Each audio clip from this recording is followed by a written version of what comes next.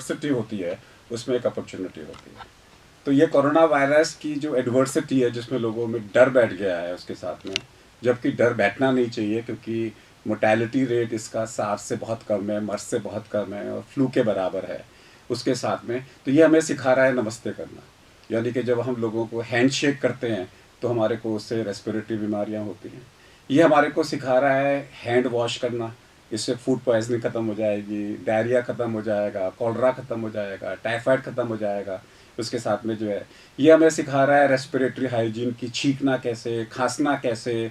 अगर आप छींक रहे हो तो आप जो है साइड के ऊपर में खांसो या छींको। तो ये एक तरीके से ये जो अगर डर फैला रहा है तो ये अच्छा है क्योंकि इससे फ़ायदा ही होगा। जिन लोगों को खांसी हो रही है वो टीबी का टेस्ट कराएंगे, उनका टीबी पकड़ा जाएगा उसके साथ में। तो मेरे को नहीं लगता कि इस वक्त में जो ये डर है, लेकिन ये डर पैनिक में कन्वर्ट नहीं होना चाहिए, वो बहुत ज़्यादा इंपॉर्टेंट है। क्योंकि पैनिक के अंदर में आपको एंजाइटी या फिर लोग सुसाइड भी कर लेते हैं। जैसे बीच में खबरें आई थी कि लोगों ने इसमें स्टिग्मा, आप बोलोगे कि ये तो कोरोना पॉजिटिव है, मैं इससे बात नहीं करूँगा। बच्चों को अगर आप स्कूल से बाहर निकाल दोगे और वो घर में जाके एक्यूट स्ट्रेस में चले जाएंगे। डर थोड़ा बहुत ज़रूरी है लेकिन पैनिक नहीं। कि हम सब लोगों को आज इस प्रोग्राम के माध्यम से हम भी यही बता रहे हैं कि 3 प्रकार के पेशेंट्स होते हैं। पहला वो जो पॉजिटिव हैं, जिनको बुखार है, जिनको खांसी है, और घर में 1 या 2 लोगों को बुखार और खांसी है और वो पॉजिटिव हैं, तो सरकार उसको आइसोलेट करके ट्रीटमेंट देगी, मास्क देगी, फ्री इलाज करेगी।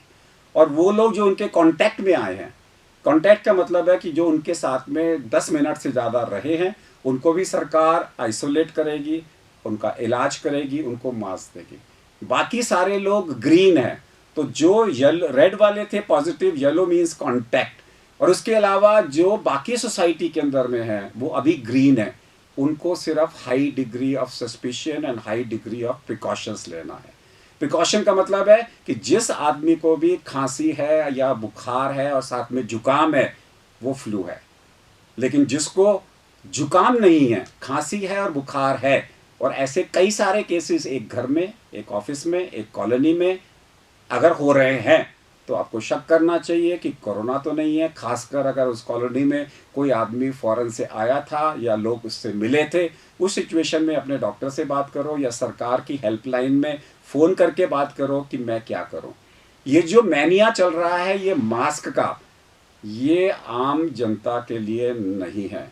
जिनको खांसी जुकाम है, जिनको बुखार है, उन्हें मास्क पहनना है या उनके कॉन्टैक्ट्स को मास्क पहनना है, उसको मास्क सरकार दे रही है।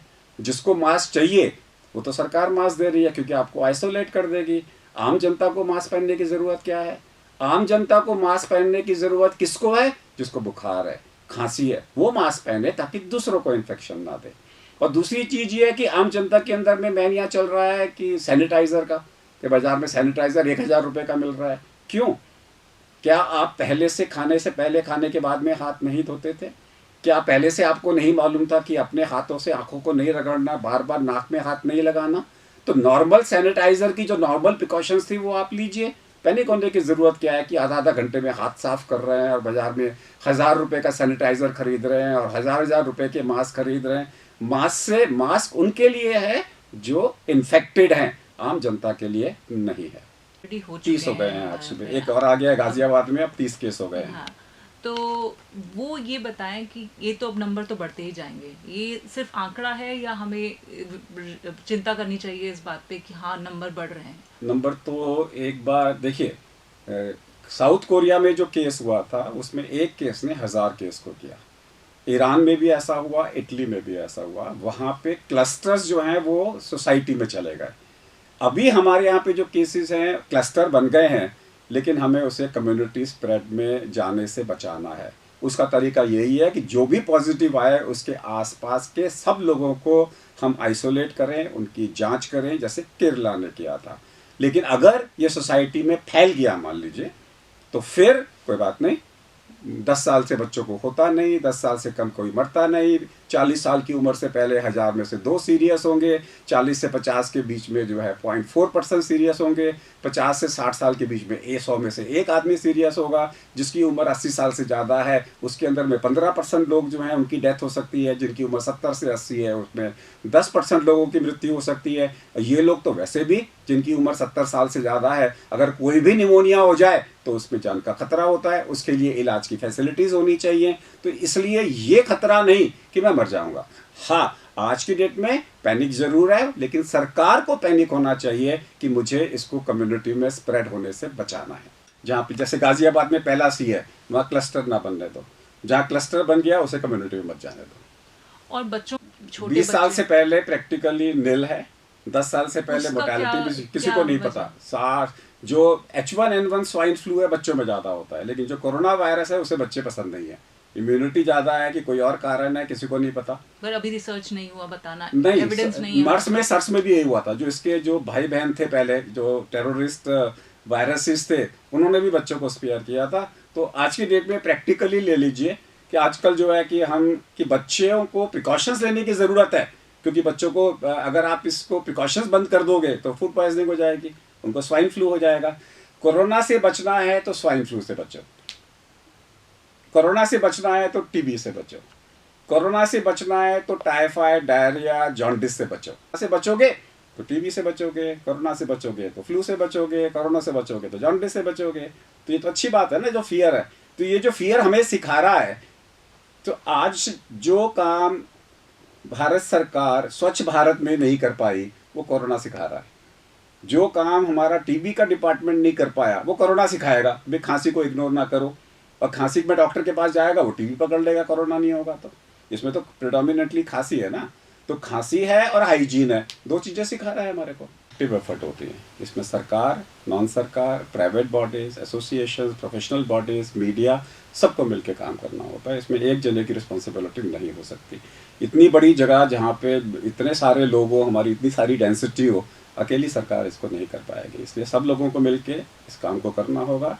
जैसे कहते हैं हम टीबी को हराएंगे, देश हारेगा, देश जीतेगा, टीबी हारेगा, वैसे ही हमारा स्लोगन है कि देश जीतेगा, टीबी कोरोना दोनों हारेंगे। पहुँचना, कोरोना सस्पेक्टेड है, फ्लू सस्पेक्टेड है तो फ़ोन पे बात करो, डॉक्टर आपको डिसाइड करेगा। क्योंकि अगर आप एक डॉक्टर के क्लिनिक पे चले जाते हो जहाँ 10 लोग बैठे हुए हैं, तो आप उसको कोरोना करो स्वाइन फ्लू ज़रूर कर दोगे। तो इसलिए इसके ऊपर में तो टेली कंसल्टेशन होती है।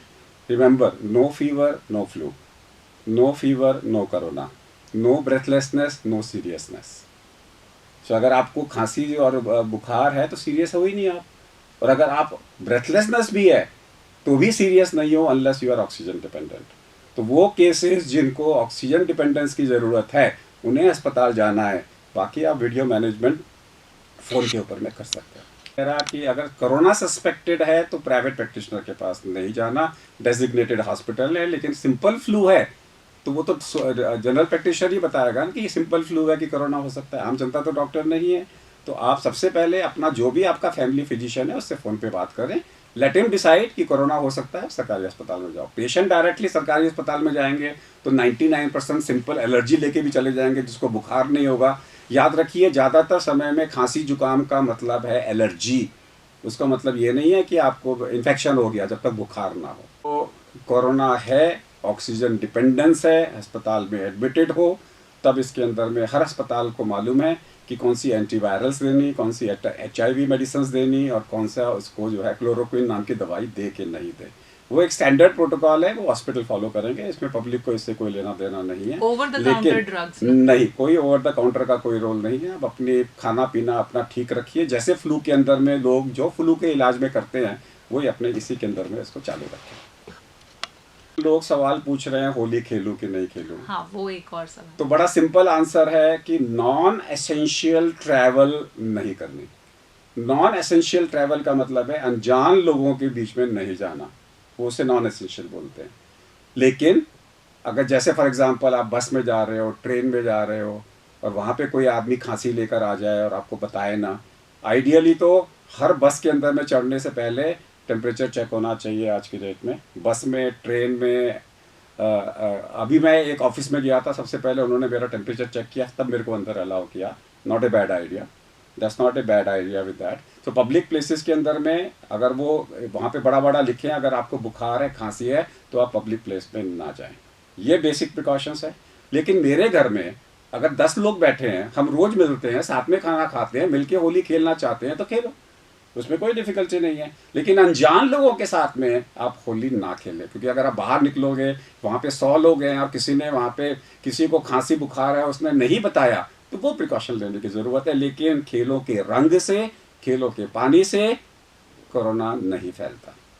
इसका मतलब ये नहीं है कि 1000, 2000, 5000 लोग हो, एनी गैदरिंग, बस में, गाड़ी में, इवन गाड़ी के अंदर में अगर आप 4 लोग बैठे हैं और वो ड्राइवर को इन्फेक्शन है तो वो आपको दे सकता है। वो टीबी के लिए भी है, जो प्रिकॉशंस फ्लू के लिए, टीबी के लिए, वो यहाँ पे प्रिकॉशंस है। इसलिए मैं बोल रहा हूँ कोरोना से बचोगे तो टीबी से बचोगे, कोरोना से बचोगे तो फ्लू से बचोगे, वो ज़्यादा डेंजरस है हमारे लिए। फ्लू से बचोगे और टीबी से बचोगे, फूड पॉइजनिंग से बचोगे तो और क्या चाहिए। तो मैं तो शुक्रगुजार हूँ कोरोना भाई का कि कोरोना जी नमस्ते, आपने बहुत अच्छा किया भारत के अंदर में डर फैला के मेरी बाकी बीमारियां ख़त्म कर दी।